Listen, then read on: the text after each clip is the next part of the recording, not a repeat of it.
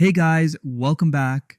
In this quick tutorial, I'll show you how to round the corners of an image in Adobe Express.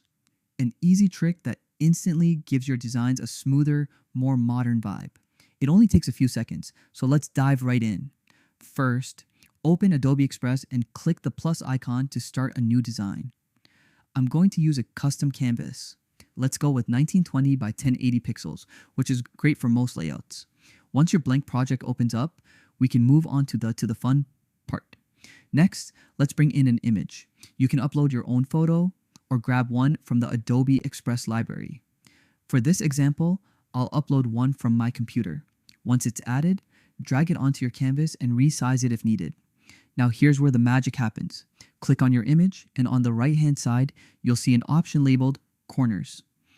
Move the slider to adjust how round you want the edges to be. Slide it just a bit for gentle curves or all the way for a perfect circle. You can instantly see the difference as you move the slider. And that's it. You've just rounded the corners of your image.